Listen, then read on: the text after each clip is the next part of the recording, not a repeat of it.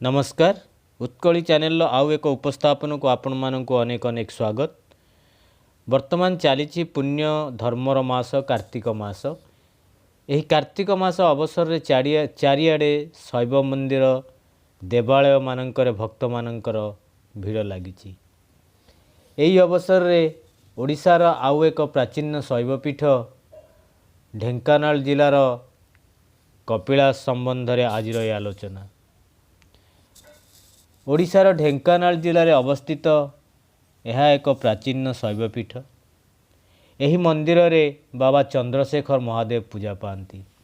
यह छड़ा माता पार्वती, पुत्र गणेश कार्तिकेय, भगवान विष्णु, श्रीराम, गंगा माता मंदिर यही पीठ रे रही अछि। ढेंकानाल सहर ठारू उत्तर पूर्व को 26 किलोमीटर गले यही मंदिर पड़े। भुवनेश्वर ठारू 90 किलोमीटर एवं आपण जदि बालेश्वर पटरू आसुचंती टांगीरू 40 किलोमीटर गले यही मंदिर पड़े। समुद्र पतन ठारू 2239 फुट उच्चरे यही मंदिर अवस्थिति। यार मुख्य मंदिर उच्चता होउची 60 फुट। मंदिर को जीवापाई दुईटी रास्ता रही। गोटे होउची पाहाच रास्ता। यही पाहाच रे चली चली जीवाकू पड़े एवं कहा जाए यही पाहाच मानक संख्या होउची 1352 एवं आउ गोटे रास्ता होउची जेउ रास्ता रे सीधा गाड़ी मोटर नहीं आपण प्रभु चंद्रशेखर मंदिर निकट रे पहुँची पारिबे।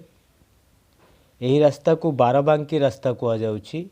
पहाड़ को काटी अंका बंका रास्ता निर्माण होईची एवं यही रास्ता रे सुंदर भाव रे गाड़ी मोटर ने भक्त माने प्रभु को पाखरे पहुँची पारुछंती एवं प्रभु को सुरखुर रे दर्शन करि आसुछंती। जंगल पहाड़ पर्वत घेरा यही शैवपीठ भक्त मान को आकर्षित करे यार सौंदर्य पाई एवं यही बण जंगल बा सबुज बनानी भक्त मान को आनमना कर दिए।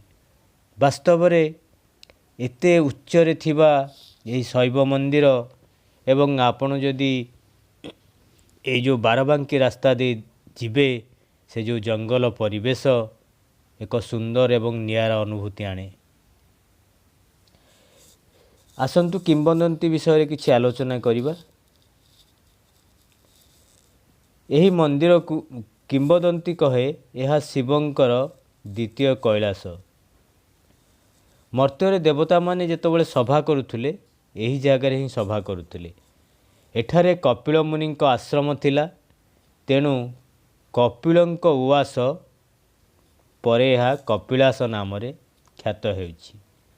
गंगवंशर राजा प्रथम पुरुषोत्तम देव यही मंदिर को 1246 ख्रीष्टाब्द रे निर्माण करथिले।